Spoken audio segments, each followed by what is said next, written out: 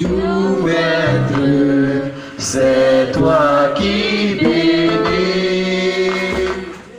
Aujourd'hui rentre mon être de ton Saint-Esprit.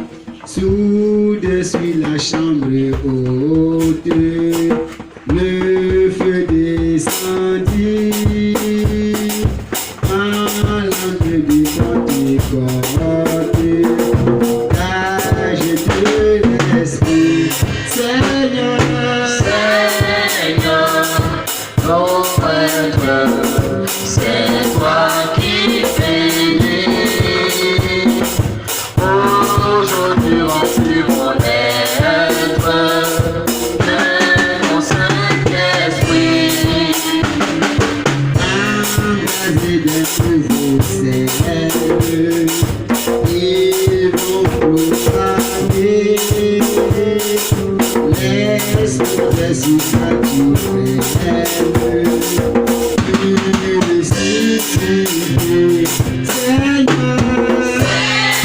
Seigneur, mon Maître, c'est toi qui bénis. Aujourd'hui remplis mon être de ton Saint-Esprit. Et bientôt pour prier la femme, s'offre au Seigneur. L'Esprit Saint nous envoie, faible de ses ailes. Seigneur, mon Père, c'est toi qui bénis. Aujourd'hui remplis mon être de ton Saint-Esprit. La guérison promesse s'accomplit toujours. Esprit de gratitude, c'est toi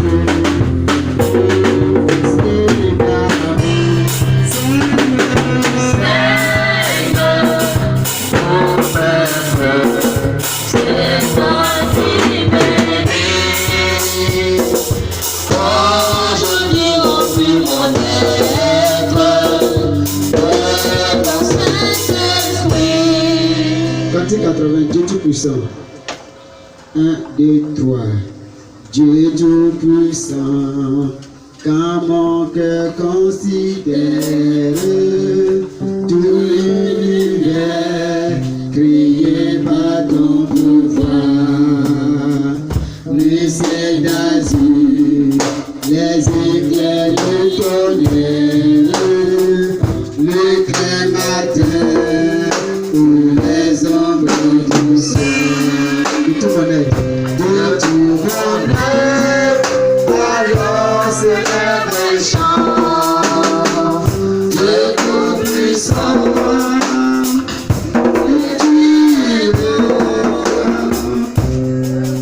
Quand par les voies ou la forêt profonde, j'ai et j'entends tous les oiseaux chanter.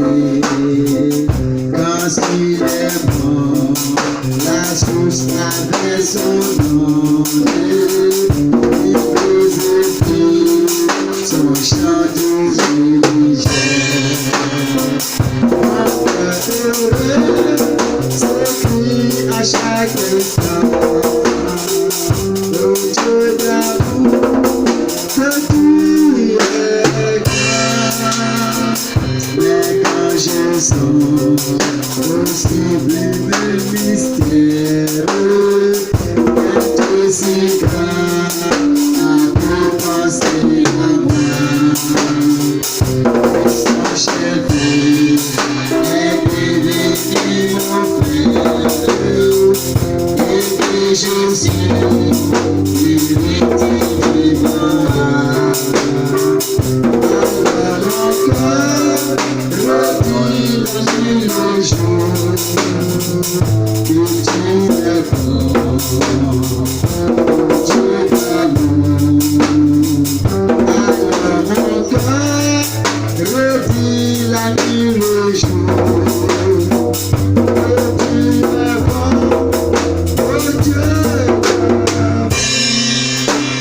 On acclame le Seigneur Jésus. Voilà, on va s'arrêter là. Tu vas prendre ta méditation avec moi. Depuis cette semaine, nous sommes en train de méditer dans le livre de Deutéronome. On est au chapitre 5. Hier, on s'est arrêté au verset 21.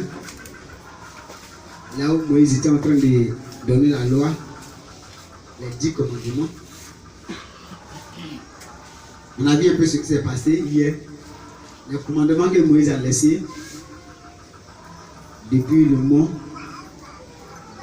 là où il est allé établir les 2 tables de pierre qui contenaient chacune 5 commandements. 5 commandements, ça fait 10 commandements tout.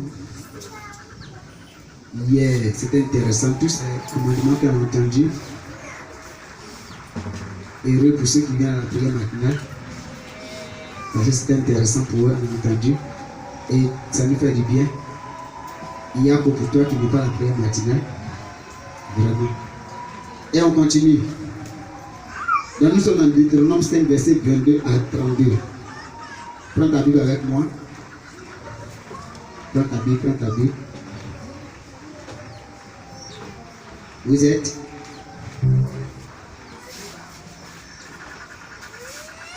dans Deutéronome 5, verset 22 à 33. Et je lis. Telles sont les paroles que prononça l'Éternel à haute voix sur la montagne, du milieu de feu, des nuées et de l'obscurité, et qu'il adressa à toute votre assemblée sans rien ajouter. Il les écrivit sur les 2 tables de pierre qu'il me donna. Voilà, donc Moïse rappelle aussi le peuple de ce que Dieu a déjà fait. Il a dit simplement que voici la loi que Dieu nous avait donnée et que vous ne devez pas oublier. Cette loi qu'il a écrite sur les 2 tables de pierre et il nous a remis. Lorsque vous eûtes entendu la voix du milieu des ténèbres, et tandis que la montagne était toute en feu, votre chef de tribu et votre ancien s'approchaient tous de moi. Voilà, quand ils ont entendu la voix de Dieu, ils ont eu peur, comme j'ai dit hier, ils se sont tous mis près de Moïse parce qu'ils avaient peur de cette voix. Ils n'ont jamais entendu une voix comme ça depuis son nez. Et vous dites, voici l'Éternel notre Dieu nous a montré sa gloire et sa grandeur. Et nous avons entendu sa voix du milieu du feu. Aujourd'hui, nous avons vu que Dieu a parlé à des hommes et qu'ils sont demeurés vivants. On essaie de dire vraiment, on a vu Dieu a parlé à l'homme et l'homme est resté vivant. En temps normal, Dieu ne peut pas parler à un homme et puis tu vas rester vivant. Mais Dieu a parlé et l'homme est toujours vivant, vraiment. Et maintenant, pourquoi mourrions-nous? Car ce grand feu nous dévorera. Si nous continuons à entendre la voix de l'Éternel notre Dieu, nous mourrons. Quel est l'homme, en effet, qui n'ait jamais entendu, comme nous, la voix de Dieu, du Dieu vivant, parlant du milieu du feu, et qu'il soit demeuré vivant? Ils disent que vraiment, on sait qu'on va mourir, parce que c'est quel homme qui peut entendre la voix de Dieu, et puis il va rester vivant. Mais il continuait, approche-toi et écoute tout ce que dira l'Éternel, votre Dieu. Tu nous rapporteras, toi, même tout ce que te dira l'Éternel. Notre Dieu, nous t'écouterons et nous le ferons. Donc voici ce que le peuple va dire. Parce qu'ils ont eu peur de cette voix, et Dieu va, ils vont donc dire à Moïse, donc, si c'est comme ça, toi vas écouter la voix de ton Dieu. Il faut écouter la voix de notre Dieu à tout ça. Ce que Dieu va dire, tu vas nous rapporter. Et ce que tu vas nous dire, c'est ce que nous allons faire exactement. Alléluia. Parce qu'ils ont eu peur de cette voix qu'ils ont entendue sur la montagne.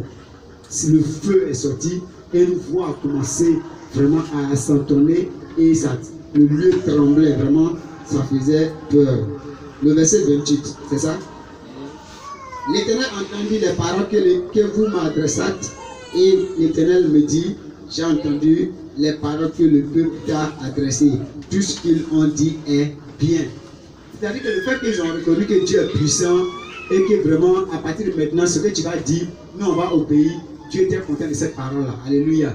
C'est comme tu es là comme ça, tu vis une vie, et puis un coup tu prends une décision, tu dis, ah maintenant je vais changer, attends je vais aller voir le pasteur, non je vais aller voir mon pasteur, ou bien un responsable de l'église, je vais le voir, et puis je vais vraiment dire que j'ai décidé de changer, je vais avancer avec Dieu, voici même la preuve. Alléluia. Quand c'est comme ça, pendant que tu es en train de prendre cette décision, c'est vrai que tu es en train de parler au pasteur, mais en même temps, Dieu qui est en haut là, c'est que Dieu ne voit pas tout. Dieu qui voit tout, il est content de toi. Et la Bible dit que quand ils se sont comportés comme ça, Les gens disaient à Moïse, à partir de maintenant, tout ce que tu vas dire, on va tout prendre maintenant. Nous allons payer à la voix de Dieu, nous allons marcher exactement en fonction de ce que tu as dit. On va respecter parce qu'on a vu la main de Dieu, la gloire de Dieu. On est prêt. Et la Bible dit que quand Dieu a entendu ça, Dieu était content de cette réaction. Et regardez ce que Dieu va dire maintenant. Oh, s'il avait toujours ce même cœur pour me craindre et pour observer tous mes commandements, afin qu'ils fussent heureux à jamais et leurs enfants. Dieu dit, et s'ils avaient un cœur comme ça tous les jours, c'était bon.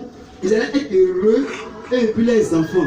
Ils allaient être en paix. Ma grâce allait se déverser sur eux. Si seulement ils avaient un même cœur comme ça toujours. Par ce passage, on voit que réellement Dieu veut qu'on demeure dans la vérité. Dieu veut qu'on demeure dans la sanctification. Dieu veut qu'on demeure dans sa crainte. Au fait, Dieu veut voir ses enfants tout le temps près de lui.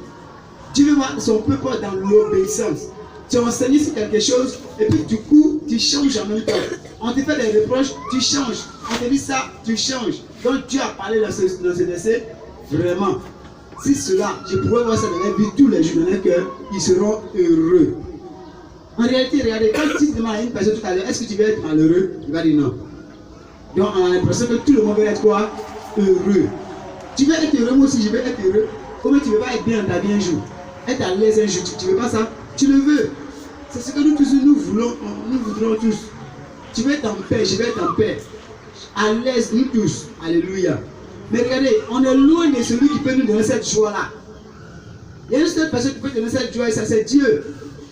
Mais tu es très loin de Dieu. Ton comportement, même déjà à l'église, t'écarte de Dieu. Ton comportement à la maison aussi t'écarte de Dieu. Ta vie personnelle, c'est-à-dire où personne ne te voit. C'est quand on se cache pour faire. Toi, quand tu es caché, pour toi, c'est pas bonne chose. Tu es caché pour faire les mauvaises choses. Et il dit quoi? Tu ne peux pas être heureux parce que tu fais dans l'obscurité beaucoup de mauvaises choses. Donc Dieu a mal au cœur et Dieu prononce ses paroles. Si ce peuple-là avait le même cœur, ils allaient être heureux. Alléluia. Ce qui veut dire que quand tu es loin de Dieu, tu es malheureux. Beaucoup sont loin de Dieu et puis pensent que ce qu'ils ont, c'est la joie. Beaucoup sont loin de Dieu et puis pensent que la vie qu'ils sont en train de mener, parce qu'ils sont à l'aise, ils mangent, c'est leur matin, ils pensent que c'est la joie. Pendant que Dieu te regarde, Dieu ne m'a pressé. Il suffit que le temps de Dieu arrive sur ta vie, seulement un bon matin, tu te lèves, c'est fini pour toi comme ça. Et ce dont on avait prêché tout ce temps, pendant qu'on avait prêché pendant 10 ans, ça va te rattraper. Parce que toi, toute ta vie, tout ce qui se passe, c'est toute ta vie. Dieu prend plaisir. C'est ça, vous voyez que l'Ecclésia dit quoi? Jeune homme, réjouis-toi où ça? Dans ta jeunesse. Livre ton cœur à l'abomination, livre ton cœur à tout ce que tu veux. Vous voyez? Ce qui veut dire que quand on dit faut livrer ton cœur, fais ce que tu veux. 10 jours là, c'est pour toi. Mais le 11e jour, tu vas voir que tout va s'arrêter. Le 11e jour, qui est pour le Seigneur, tu vas voir que tout va s'arrêter sur ta vie. La Bible dit que quand Dieu a créé l'homme et la femme, il a créé l'homme d'abord. Qu'est-ce qu'il a mis en homme pour que l'homme puisse respirer? Son souffle. Donc tant que tu as fait comme ça, c'est comme ça que Dieu va retirer ça de toi. Alléluia. Il va aspirer, c'est ça non? C'est aspirer. Il va aspirer ce souffle en toi. Alléluia. Parce que c'est lui qui t'a donné, c'est lui qui va enlever cela, il va enlever cela en toi. Alléluia. Ça sert à quoi? De donner, s'engager pour le Seigneur. Peut-être les gens vont dire que tu souffres. Ah, c'est compliqué. À cause de Dieu, on ne peut plus rentrer ici. À cause de Dieu, on ne peut plus faire ça. À cause de Dieu, c'est vrai, tu vas souffrir de cela. À cause des paroles des gens. Si c'est moi seul. Pourquoi je souffre? C'est la parole de Dieu, je ne souffre pas de ça. Je suis à l'aise. Peut-être qu'à cause des paroles des gens, Dieu est comme ça. C'est la parole qui va peut-être me faire souffrir. Mais j'accepte de souffrir de ça. Et puis être heureux pour l'éternité. Que d'être heureux maintenant. Parce que je me suis laissé une liberté. La vie chrétienne, à Dieu merci, il y a une liberté dedans. Conséquence, voici ta vie que tu mets. Quand tu te caches pour aller dans le coin, un comme ça, le pasteur sort, hey, je t'ai attrapé. C'est impossible. Ça veut dire que chacun pêche comme il veut. Chacun rentre où il veut. Le dimanche en ça a été ici en foulard, en un nouveau habit, en une belle chaussure, en une jolie femme, un beau gosse. Hein? Comme quelqu'un qui est prêt pour aller au ciel. Oh putain, c'est une hypocrite qui se met en enfer comme ça. Dieu te voit. Il faut toucher quelqu'un, il faut dire Dieu te voit. Mon pasteur, il ne va pas te voir. Hein. Il ne va pas te voir. Parce que si Dieu ouvre mes yeux et voit tout ça, après que j'aurai mal au cœur.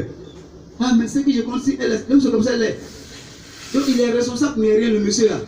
Donc la femme là, donc c'est comme ça elle est. Et alors, je serai découragé de toi. Donc Dieu ferme les yeux dessus pour dire que c'est personnel. Comme c'est pas à moi, on va rendre compte, et que c'est à lui, on va rendre compte, lui voit tout, et puis c'était. Tu vas certainement te poser la question, pourquoi on pêche et qu'il n'y a rien? C'est ton problème. Si tu penses que la Bible ment, c'est ton problème. Parce que la Bible dit que le salaire du péché, c'est la mort. Toi, tu te poses la question, pourquoi toi tu pêches et qu'il n'y a rien? Sache qu'un jour, rien que tu cherches, ça va venir. Rien là, ça va venir un jour. Et quand ça va tomber sur toi, le pasteur ne pourra rien faire pour toi aussi. Parce que tu as cherché le mot rien, il sera là. Le pasteur ne pourra rien faire, l'église ne pourra rien faire. Même ton gars, ceux qui tu comptes, ta copine, ceux qui est en train de vous pécher tant. Le frère en Christ, la soeur en Christ, avec qui vous causez tant, vous péchez tous les jours. Regarde ces jours-là, ils ne pourront rien faire pour toi. Tu seras couché. La seule chose qu'il peut faire, c'est de te regarder avec ses yeux. Même si il t'envoie des paroles de réconfort, ça ne pourra pas te guérir. Parce que c'est la main de Dieu qui te frappe. Alléluia. Moi, je vais chicoter quelqu'un avec tuyau rouge. Tu vas avoir des blessures, on va aller chercher des médicaments à la pharmacie, tu vas guérir. Si Dieu te frappe et tu es blessé, qui va te soigner? Craignons Dieu. C'est Dieu qui peut tuer le corps. En même temps que tu es là, c'est celui-là dont tu dois craindre. C'est pour cela que pendant que tu es en train de rentrer dans le lieu de péché, pour regarder à ce Dieu, pense à ce Dieu, et il faut avoir peur.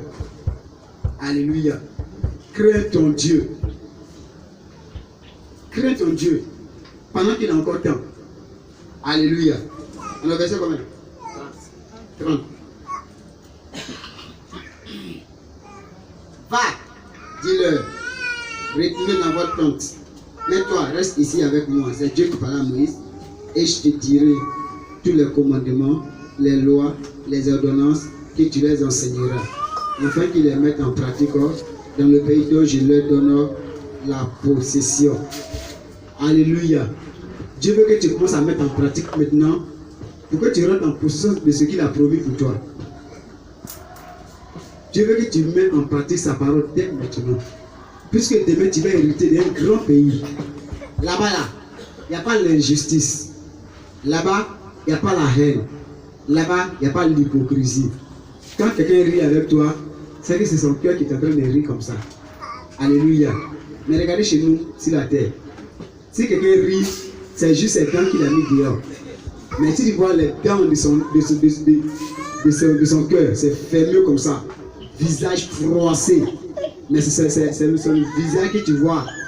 C'est ça qu'on dit quoi? L'apparence est trompeuse. C'est son visage qui te montre, physique qui te montre. Mais son vrai visage se trouve là dans son cœur. Et son cœur est serré contre toi.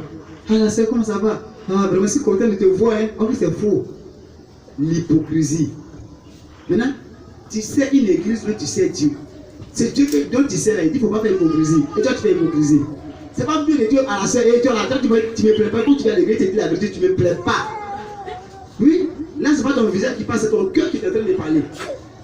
C'est de l'abondance du cœur que la bouche parle. Donc, il faut libérer ton cœur. Pourquoi faire semblant d'aimer ou pourquoi tu n'aimes pas? Tu es en train de servir qui? Alléluia. Du coup, tu deviens espion dans l'église. Ou bien tu deviens agent de Satan infiltré dans l'église. Puisque toi, tu n'es pas prêt à changer, tu veux gâter la vie des autres. Est-ce que c'est pas ce que Jésus a reproché aux Juifs? Il dit, vous ne voulez pas changer, vous ne voulez pas entrer. Et vous empêchez les autres aussi d'entrer. Alléluia. Jésus faisait cette reproche. Vous ne voulez pas entrer et vous empêchez les autres d'entrer. Alléluia. Il faut entrer. Il faut toucher quelqu'un. Il faut entrer. Amen. On continue pour terminer. Vous ferez avec soin ce que l'Éternel, votre Dieu, vous a ordonné. Vous ne vous en détournerez ni à droite, ni à gauche. Alléluia. Dieu veut voir une femme en train de marcher tout droit, sans aller à gauche, sans aller à droite. La gauche et la droite dont nous parlons ici, c'est détourner des lois ou des commandements de Dieu. C'est détourner de sa parole. C'est détourner de la vision de Dieu. Et puis prendre ta propre vision, te conduire selon ta propre volonté. C'est de ça qu'il s'agit ici. Et pour un enfant de Dieu, on ne doit pas se conduire là où nous voulons, mais on se conduit là où Dieu veut. Soit soumis, soit brisé, soit humilié, soit vraiment transformé, comme Romains 12 le dit. Et tu verras que le Saint-Esprit va te conduire sur la voie de l'Éternel. Pour ceux qui étaient là dans la semaine, quand on a étudié, on a vu ce qui s'est passé. Dieu a frappé beaucoup. Même depuis maintenant, plusieurs fois dans la prière maintenant, on a vu comment Dieu a traité les enfants d'Israël. À cause simplement de la désobéissance. Parce que quand on dit péché, c'est la désobéissance. Quand on entend le mot péché, ça veut dire désobéissance. Alléluia. Donc les enfants de Dieu, à chaque fois, ils étaient en train de désobéir à Dieu. Quand Dieu te dit quelque chose, il ne faut pas raisonner à ta manière. Voici le problème des enfants de Dieu. Ils raisonnent à leur manière. Non, logiquement, chez nous là, on dit que non, et la nuit, on ne doit pas sauter sur quelqu'un. Chez nous, quand tu ne parles pas, on doit mettre la main dans la gorge, tirer ta langue avant que tu vas. Non, ça c'est chez vous. Alléluia. Mais la Bible dit que nous, on n'est plus habitants de la terre d'ici. Nous sommes des ambassadeurs, nous venons représenter notre pays. Et qu'on est étranger sur cette terre. Est-ce qu'un ambassadeur de la France en Côte d'Ivoire peut dire qu'il est ivoirien? Non, il ne peut pas dire qu'il est ivoirien, c'est un Français. Il est venu juste représenter son pays, la France en Côte d'Ivoire. Donc si tu dis que tu es vraiment citoyen du paradis, tu es venu représenter le paradis sur la terre. C'est-à-dire que tu es venu parler de ton beau pays. Ceux qui ne sont pas de là-bas, tu leur parles, ah vraiment mon pays, c'est un beau pays, mon frère. Là-bas, celui qui est notre roi, il s'appelle Jésus. Si tu donnes ta vie à ce Jésus, là où je m'en vais, tu vas aller aussi. C'est ça que Jésus a dit aux brigands sur la croix. Aujourd'hui même, tu seras avec moi au paradis.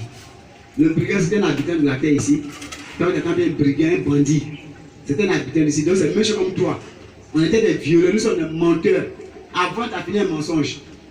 Maintenant, tu es devenu chrétien, tu as diminué au moins, tu as donné 50%, c'est resté moins 3% maintenant.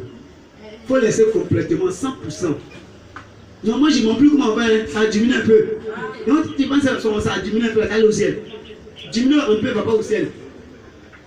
Moi je n'explique garçon, hein. On appelle ça les causeries, maintenant on fait les petits bijoux, de façon c'est chez les garçons. Mais tu n'as rien fait, tu sais garçon toujours. Est-ce que Jésus n'a pas dit que. Mais quand tu dis, regarde déjà une femme derrière, et que tu la convoites déjà, tu es déjà couché avec elle. Quand tu vas être obligé même de sauter avec quelqu'un, quand on appelle ça impudicité, tu vis dans l'impudicité tout le temps, tous les jours, toute ta vie. C'est comme ta vie là, ça n'a pas changé. C'est habit seulement qui a changé, c'est voile qui a changé. Avant tu portais un voile noir, maintenant tu as porté un voile blanc pour dire on dit que tu es chrétien, c'est ça seulement qui a changé. Selon toi-même là, tu es ce que tu es. Alléluia. C'est ça, à la dernière fois, il m'a enseigné que ce que tu es, c'est ça que tu peux donner aux gens. Si tu es une femme impudique, même si tu es marié, tu seras impudique toujours. Alléluia. Mais regardez, si vous voulez, si on veut changer, c'est d'écouter ce que Dieu est en train de dire comme ordonnance aux enfants d'Israël. Il a dit quoi dans le dernier verset, si vous suivez entièrement la voie que l'Éternel votre Dieu vous a prescrit, afin que vous viviez et que vous soyez heureux, afin que vous prolongez vos jours dans le pays dont je vous donnerai en possession. Vous voyez? Il dit, si vous changez, vous serez heureux. Mais si tu n'as pas changé, tu seras quoi? Le contraire de heureux, c'est quoi? C'est malheureux. Pourquoi on est malheureux? Parce qu'il n'y a pas de changement.